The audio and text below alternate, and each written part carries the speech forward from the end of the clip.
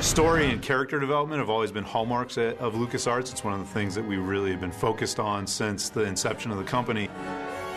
When we first started working on what would ultimately become The Force Unleashed, we wanted to be a continuation of the Star Wars saga. We wanted to be a new chapter in the Star Wars saga. And I felt very strongly that this time period between episodes 3 and 4 was very fertile. You've got the Emperor putting all of his plots in motion. Do what must be done. We've got Vader hunting down the last of the Jedi. We've got questions like, what are Princess Leia and Bail Organa doing during this time period? We got the Death Star being built. So all of those things kind of came together in our minds as we started working on the story.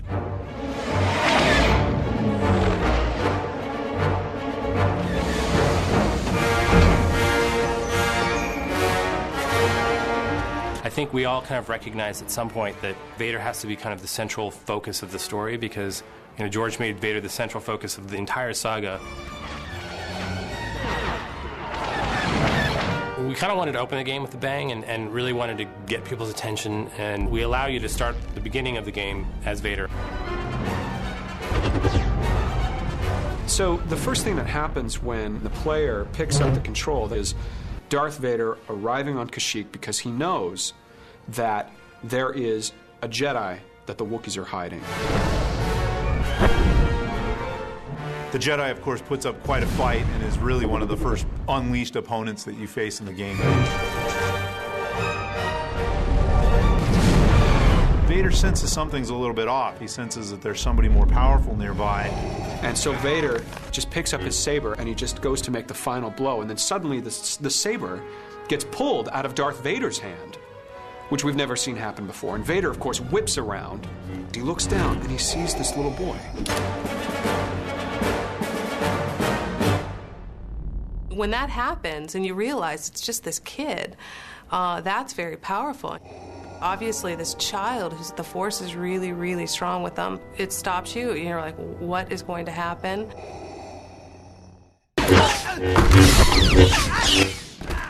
In that moment, Vader realizes that I can use this boy. He's really powerful. Come with me. So we transition to the future, many, many years.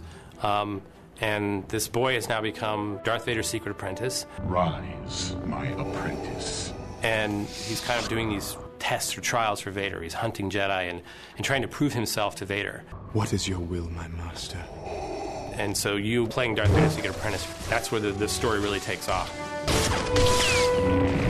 The first mission that you undertake as Darth Vader's secret apprentice is to hunt down one of the last of the Jedi.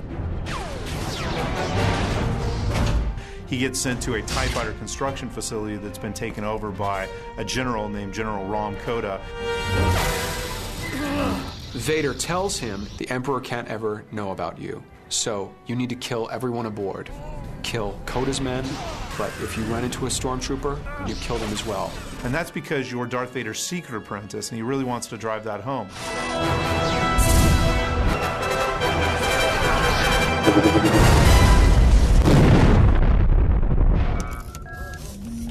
Roxy, give me the target.